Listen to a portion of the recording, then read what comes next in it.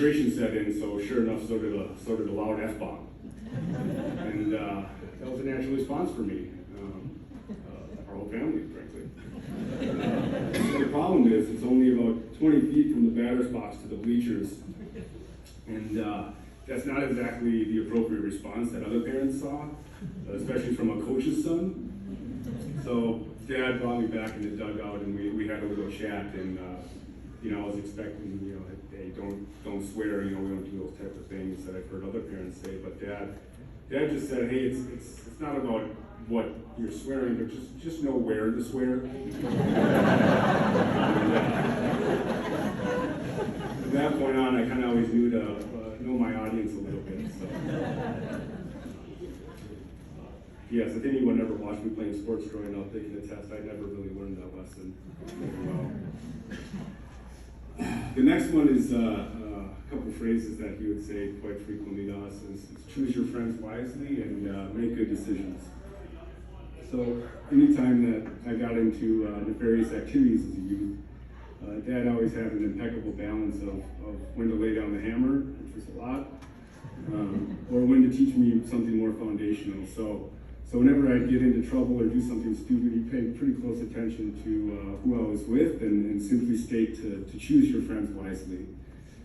He didn't need to say anything more. I knew what he was telling me and who he approved of and who he didn't approve of. So at some point, he started getting proactive about his teachings, and before I left to go pursue my nefarious activities, he would just stop me at the door and say, make good decisions. Sometimes it worked.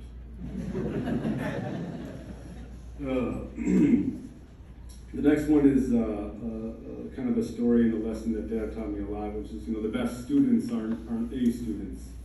And this is kind of the value of scale and helping others that he really taught me. So at some point after elementary school, I started to figure out how to be good at school. I wasn't really smart, but I was good at school. I was lucky enough to that things started to come easy for me, so naturally my brain would wander and I'd get in a lot of trouble. So reports started getting back to Mom and Dad from the school that I was getting in trouble at school. I would just show them my report card and say, I got all A's, I don't know why it matters, isn't that why you go to school?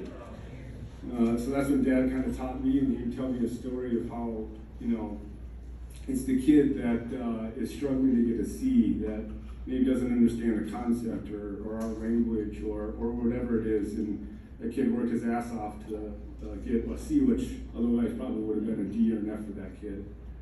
So Dad kind of taught me that hey, it's not the A students that are the best ones, it's those that kind of put in the work. So it's not about the end result, it's about putting in the work. And Dad kind of always did that, right? He always made sure that even if you're done with your stuff and if you're getting A's on your things, there's probably some struggling kids in the classroom that you can go help. So that's what I did. I got my work done, and I went to the next kid that needed help and started helping him out. So Dad taught me, if anything, the best students aren't those A students, it's the ones that help those peers out.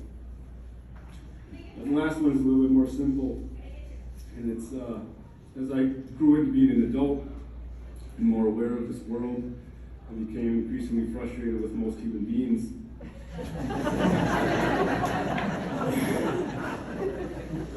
So Dad would always just settle me down and say, well, you can't prevent stupid. And that you can't. So, there's so many teachable moments yet to come. Dad's presence and a lesson sure would help get through. But Dad did what all good teachers and coaches do, that he provided us the foundation and the framework to handle any situation. So, we're in a bit of a messed up world right now. It's seemingly more out of control by the day. So I'll say this, when the world is all wound up, make sure you know who your audience is and you're choosing your friends wisely. Make good decisions and surround yourself with good people. And if life's easy for you, remember to help out the struggling person next to you. And after a long day of trying to be more like Dad, when you flip on the news and see the chaos that ensues, just remember that some things are out of your control and you can't prevent stupid.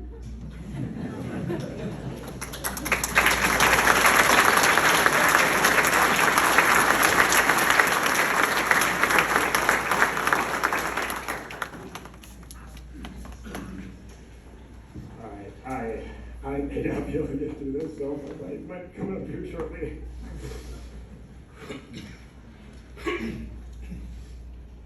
Dad, growing up with you as a father and a role model was a gift. You were there for us no matter what. Everyone knows about your love for coaching and being involved in whatever our passions were. Some sports were familiar to you, like baseball, basketball, football. Other sports like wrestling, bowling, and the sport called hockey, they were new. But no matter the sport or the activity, he was really always there.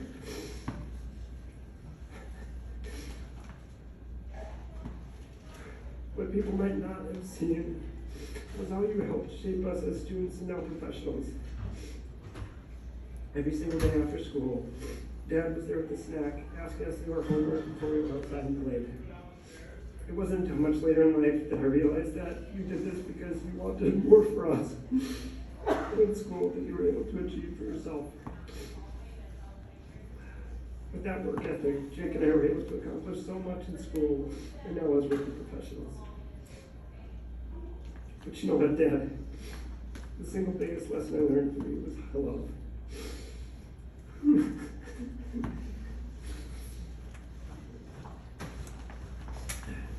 Looking around this room, you can clearly see the deep and genuine love that you shared with friends, family, co-workers, or even the passing stranger or bartender. You had a unique gift of making an impression on people where you went, and that's something that I truly admire.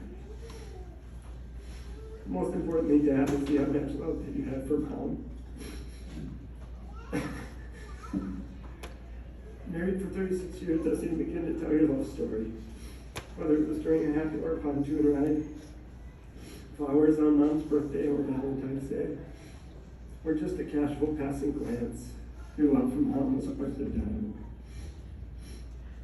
I would not be the loving friend, husband, and father that I am today without you, Dad, and for that I'm eternally grateful. Who loves you?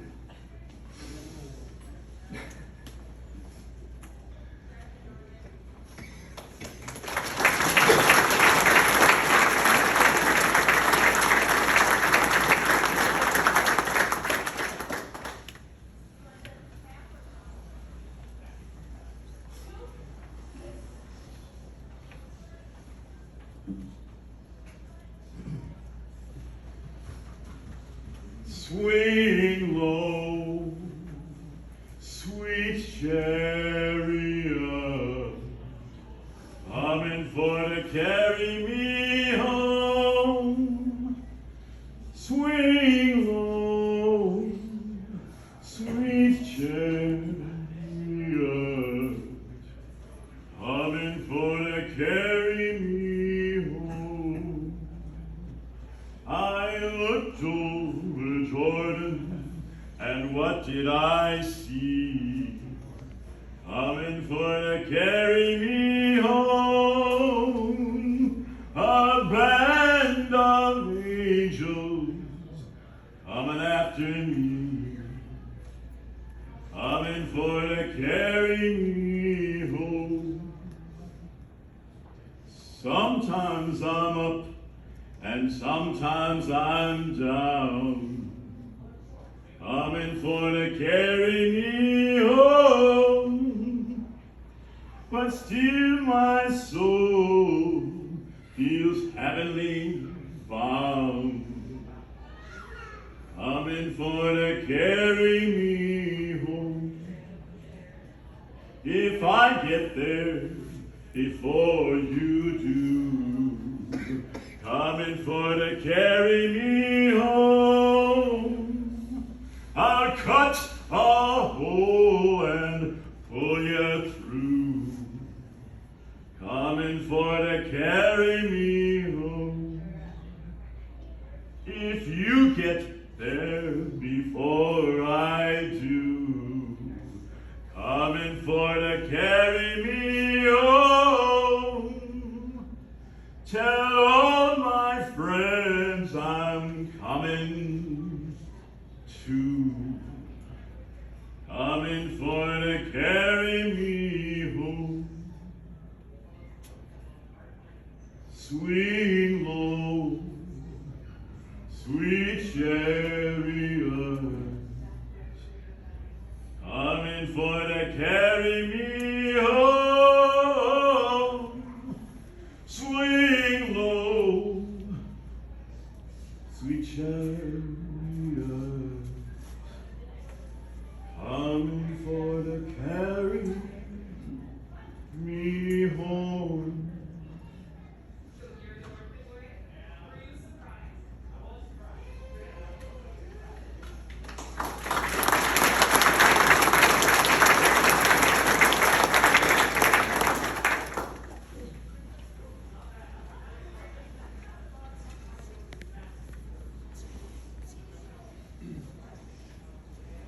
Hello, everyone. My name's Dave Brockman. Probably know me as Brock more than Dave. Dan didn't even know I had a first name. Later today, when he was looking at the program, I realized, Christ, Dave Brock. This is the fourth eulogy I've given in my life. This could be the last.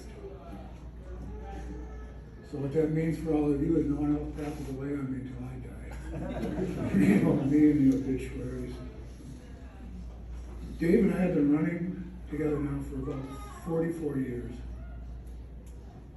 And when we first started our relationship, Dave had a motorcycle. And he always drove. I always was a bitch.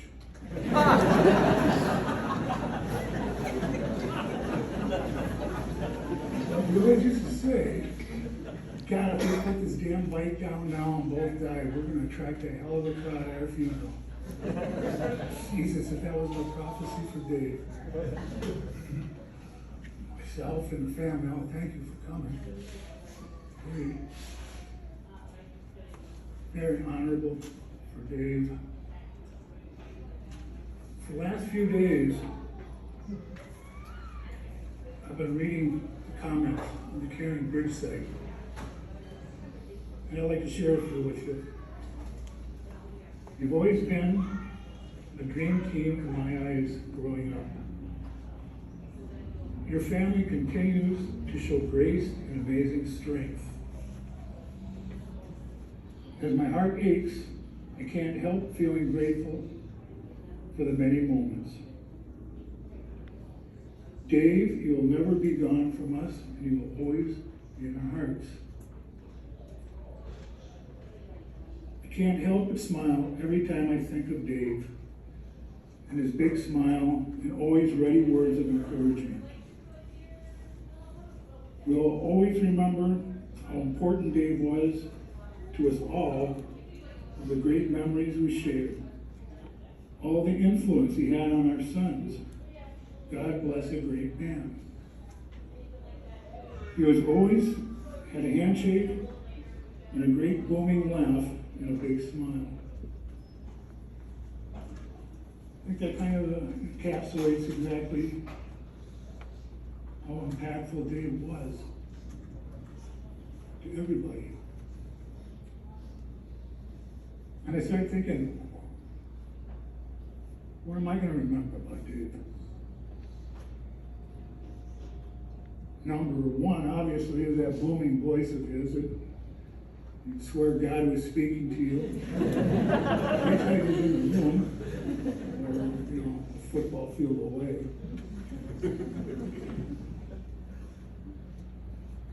Never forget Dave and Barb's love for entertaining. We were lucky enough that they'd always invite us up for 4th of July weekend, back when the boys would invite their 30 close personal friends. And after a couple of years, Dave finally allowed me to be in his kitchen for breakfast, because that's what he always said.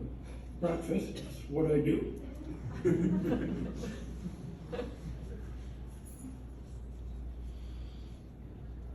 And then there's so many of the Vann catchphrases. Go ahead, everyone. Follow me. along with me, what is it? It is what it is. You know? God, I wish I had a quarter every time I heard that. Mixing of water. He stole that from someone. Life is good. And I truly believe he believed in that. Here's to my lovely bride.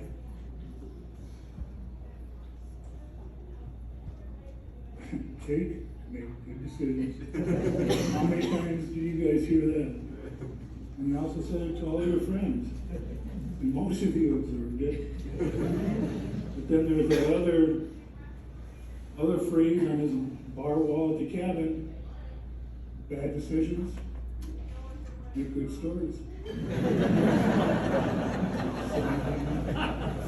of them wrong with that too. You got that right. Life gets in the way.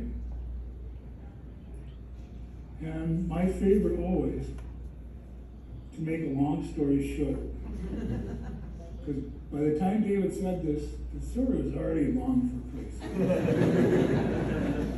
I'm probably up working on making another martini, but Dave loved to tell stories. And to honor him in that, so I'm wearing this shirt.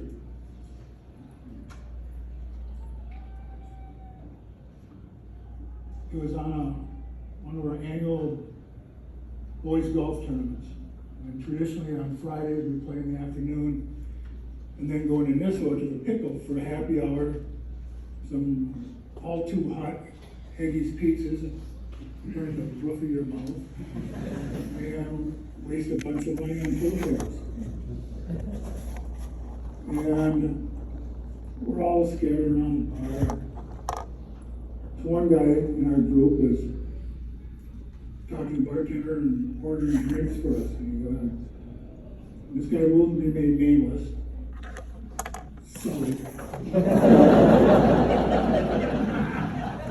But so yeah, get that guy, and he turns over and looks at me and goes, get that guy in a pink shirt one too. Oh, I didn't like my shirt being described like that. So I looked at Mr. Nameless person, Sully, and said, it's not pink, it's magenta, you.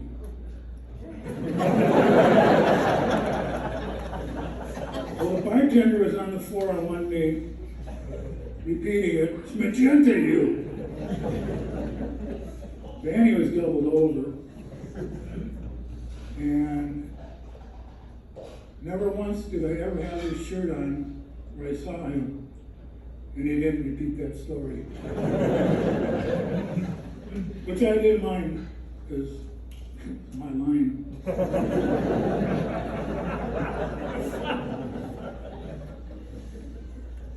The other one that he told a lot too, and that we told each other constantly, was, once again, boys golf weekend.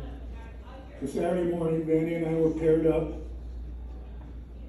We were so hungover we couldn't bend over a putt for fear the gust of wind would blow us over. Which would have been a miracle, because at that time I was well over an eighth of a ton. Probably would have hurt myself. But somehow I managed to get a really good drive off. And we're throwing down Bloody Marys as fast as we could get them, just to try to get back on that horse. And it's a big horse.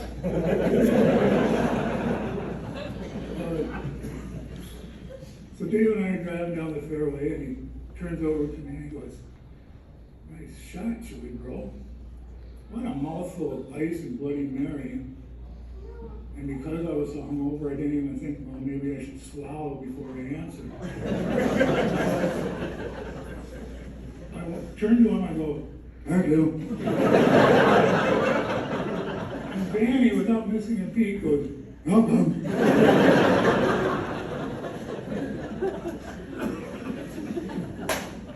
Can't count the times we said that to each other. not just on the golf course.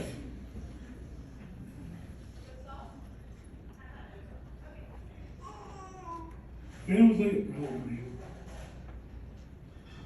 I was probably close to him and my own brother. But we were chili bros.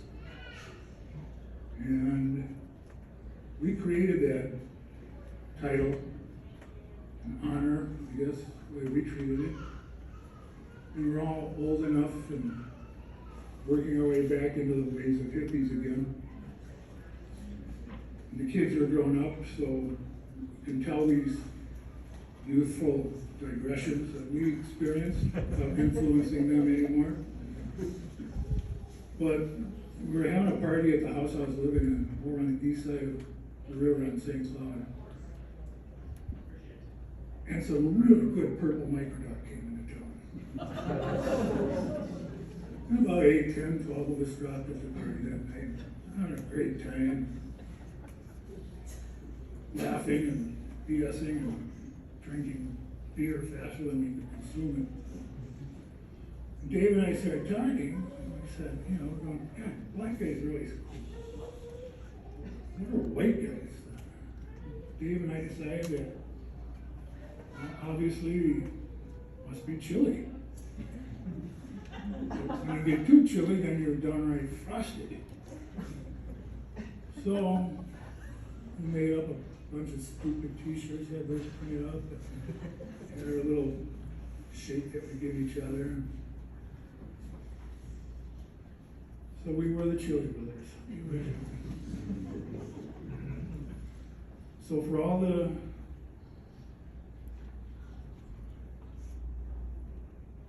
years of friendship, and the laughs, I just have to say this to Dave.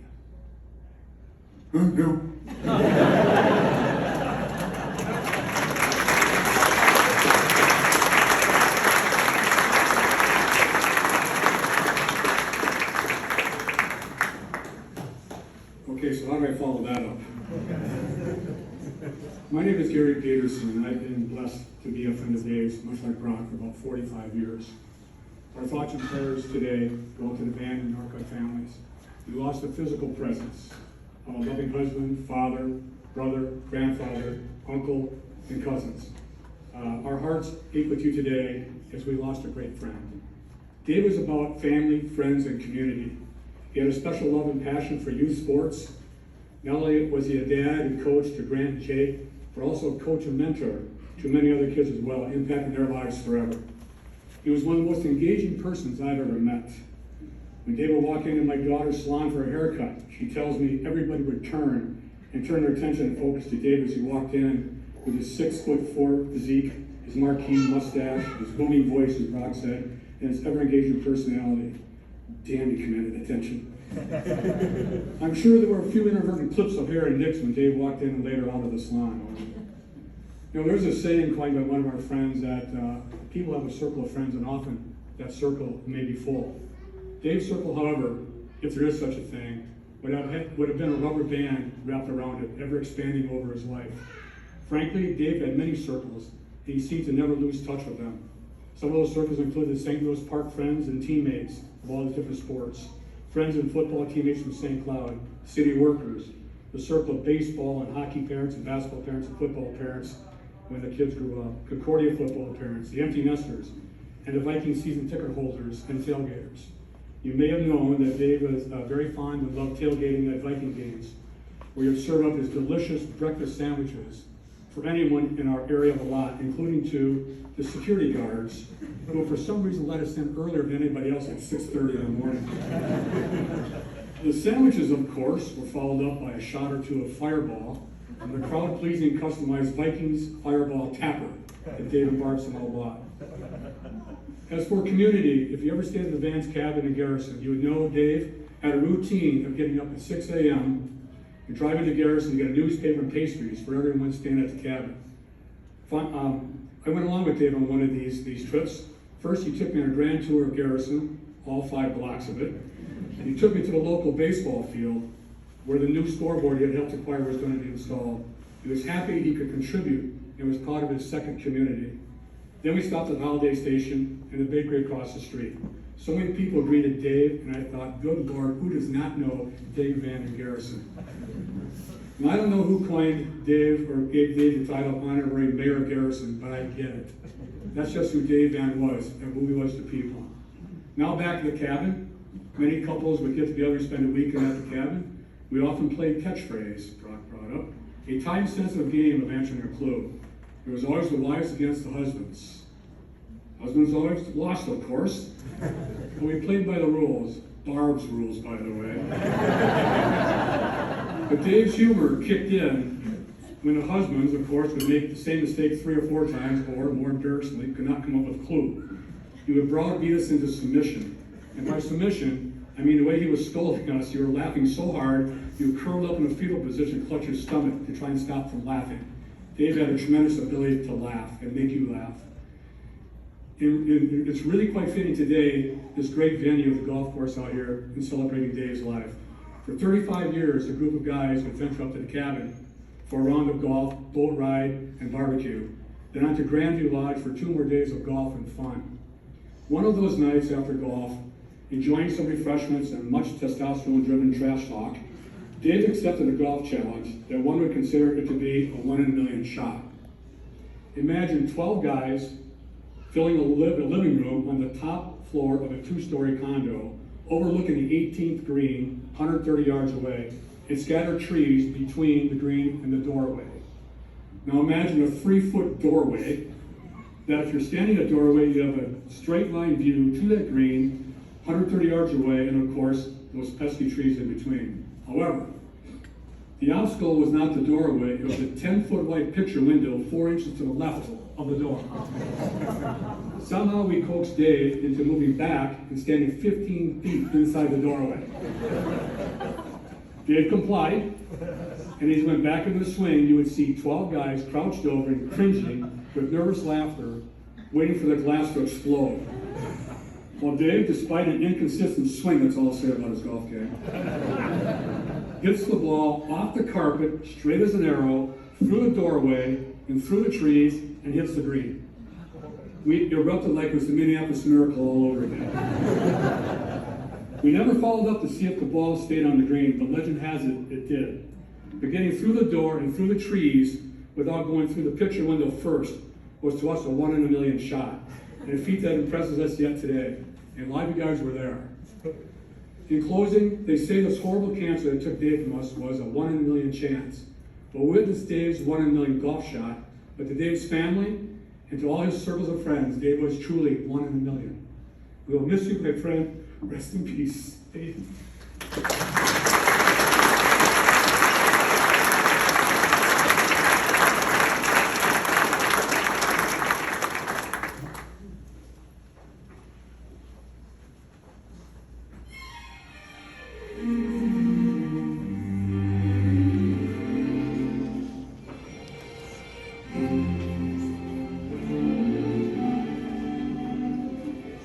Do you remember when we met?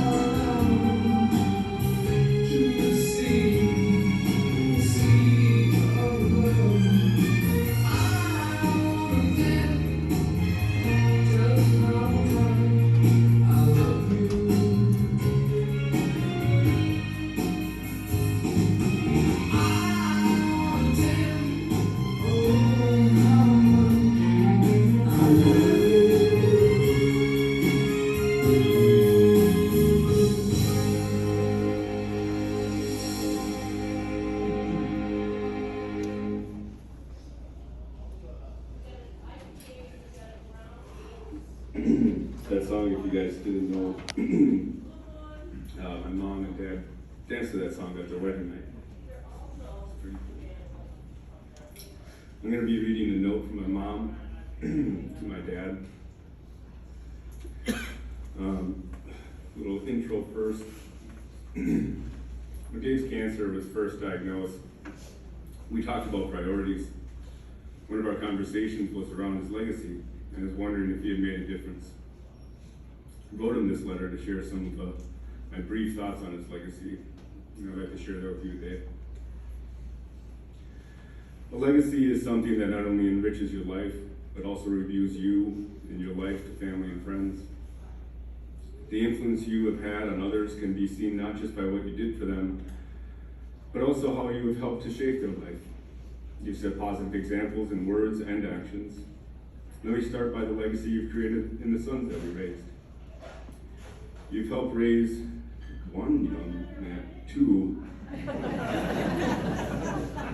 two young men that have learned the value of being a good person by listening to you and emulating you. You help mold their beliefs about family, love, right and wrong, and being honest and true to themselves. They in turn are taking all of those life lessons and creating beautiful families and friendships that have a piece of you and the inspiration. You shaped countless youth throughout all your years of coaching. There's a reason that so many consider you the best coach that they've ever had to this day. And if they see you, they still call you coach. You'd always sing their praise when they did something right, but you're not shy to correct them when actions or behavior demanded that. Which apparently was a lot. You instilled a sense of team and insisted that they lift up their teammates when they were struggling or down. Valuable life lessons where you revealed yourself and created your legacy through all those years of coaching. The number of friends that you have is not because you are 6'4", or 6'5", or 6'3", depending on who's measuring, or because you have a great mustache. It's because of who you are as a person. You find a way to connect with people and make them feel special. By saying, "You look great today, did you do something with your hair?" There's a reason you are the only outsider at Garrison Family Foods that is in the football picks. There is a reason that people remember you, even if they've not seen you for 20 years. And the reason that so many people consider you a treasure and are proud to be a friend of yours.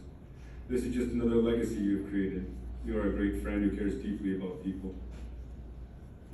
I am a better person because of you and your love for me. Together, we have made a great team. We had our ups and downs, but we always continue to love each other, and we continue to learn and grow and deepen our love and respect for each other. This legacy, our marriage and our love for each other, has been an inspiration to countless young people. How many times do we hear people say that our marriage is their role model? Your legacy is the mark that you make on this world, the impact that you have on the people you have touched, both brief encounters and deeply grown relationships. Put simply, the world is a better place because of you. I found this online and thought it fit you so perfectly. Legacy is about life and living. It's about learning from the past, living in the present, and building for the future. This truly encapsulates you and your life, and I love you more than words can say. Bart.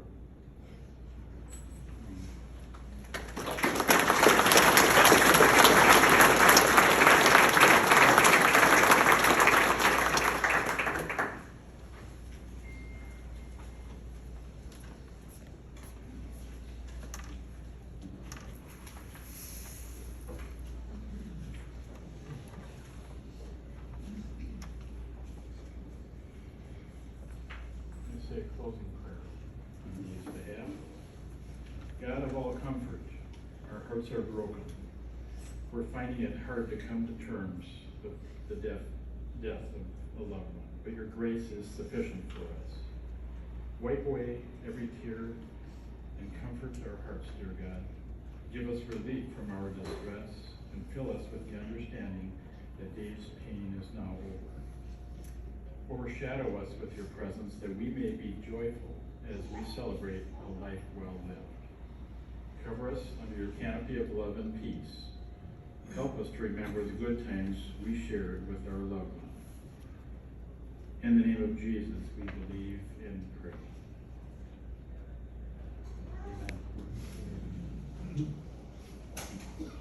all want to,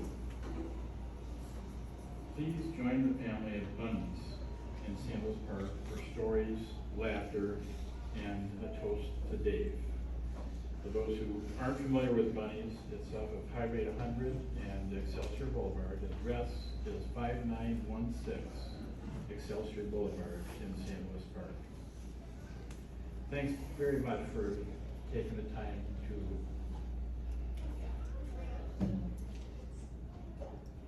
be here. Thank you.